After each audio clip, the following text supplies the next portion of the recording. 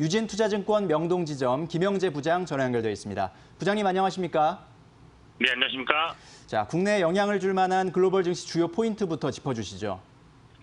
네, 지난 금요일 글로벌 증시는 미국 증시가 장 초반부터 급락하는 것에 대한 영향을 받아서 전반적으로 약세로 마감했는데요.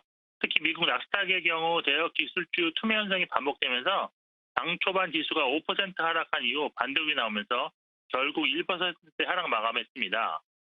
이날 시장을 하락하게 만든 원인은 여러 가지가 있는데요. 일본 소프트뱅크가 한 달여 전 40억 달러 규모의 나스닥 콜 옵션을 매수하고 주식도 매수함으로써 최근 펀더멘탈과 관계없이 기술주 랠리가 나온 원인으로 밝혀지면서 전반적인 불안 심리가 확산된 감이 있었습니다. 또 하나 미국 10년물 금리가 다시 상승함으로써 유동성 회수에 대한 불안감이 나타났는데 10년물 금리가 상승한 것이 여러 가지 원인이 있겠지만 실업률이 예상보다 개선된 것도 하나의 원인이 되었을 것으로 파악하고 있고 대규모 국채 입찰을 앞두고 있다는 점도 금리 상승의 주요 원인으로 파악되고 있습니다. 미국 8월 실업률은 시장 예상보다 개선된 8.4%를 기록했는데 일시적인 정부 부분 고용 급증이 원인일 수 있어서 지속적으로 개선될 가능성은 크지 않을 것으로 판단하고 있습니다. 이날 주식시장은 하락했지만 안전자산 선호 현상은 나타나지 않았는데요. 달러 강세가 제한적이었고 금값 역시 하락하는 모습을 보여주면서 이번 조정이 주식을 파는 조정 상세가 아니라 보유 주식을 교체하는 조정이 될 가능성을 시사했다고 할 수 있겠습니다. 실제 최근 경기 민감주들의 반등이 나타나고 있는데 이날 역시 여행주, 항공주들이 크게 상승했고 금리 상승의 수혜 업종인 은행 업종이 상승하였습니다. 이러한 글로벌 증시 결과가 국내 증시에 미치는 영향은 시장 조정에 대한 불안감은 여전히 국내 증시에도 남아있는 상황으로 보이고 금요일 미국 시장 급락에도 우리 선방했지만 아직 긴장의 끈을 놓지는 말아야 할 때라고 보고 있습니다.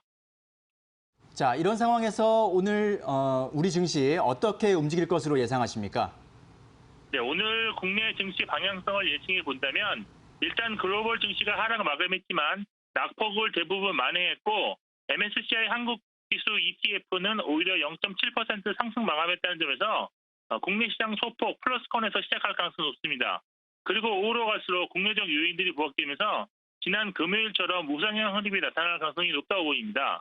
우호적인 국내적 요인으로는 지난 주말 코로나 확진자 증가세가 멈추고 나흘 연속 100명대 확진자 증가를 기록했다는 점이 가장 크게 부각될 수 있을 것으로 보고 있습니다. 그리고 지난 금요일 국내 시장을 받쳐주었던 그린 뉴딜 관련 정책주들이 또다시 강한 흐름을 보일 가능성이 있기 때문에 전반적인 상승 흐름을 이끌 것으로 기대하고 있습니다. 결국 코로나19에 대한 불안감 해소 및 정부 정책에 대한 기대감이 나타날수록 최근 강했던 그 언택트 종목들보다는 컨텐츠 업종이 상대적으로 강해지는 흐름이 나타날 수 있습니다. 특히 컨텐츠 종목들 중에서 정부 정책 수혜주가 많다는 점 역시 전반적인 컨텐츠 종목들의 투자 심리를 호전시킬 수 있다고 보입니다. 투자 전략은 아직 지수 조정이 다 끝났다고 보기 어렵다는 점에서 현재 확보하신 현금 비중은 그대로 유지하는 것이 유리하다고 보입니다. 다만 현재 포트폴리오 내에서 성장주에 대한 비중은 일부 축소하시고 컨택트, 즉 경기 민감주 중에서 실적이 개선될 것으로 기대되는 종목들로 교체 매수하시는 것이 좋다고 판단하고 있습니다. 이것은 오늘뿐만 아니라 시간이 흐를수록 콘텐츠 종목에 대한 관심이 높아지는 것이 당연하기 때문에 중기적인 전략도 될 수 있습니다. 단기적으로 주목하셔야 될 업종은 여행, 항공, 은행, 보험업에 대한 관심을 좀 높이실 필요가 있다고 보입니다. 네, 말씀 잘 들었습니다. 감사합니다. 네, 감사합니다.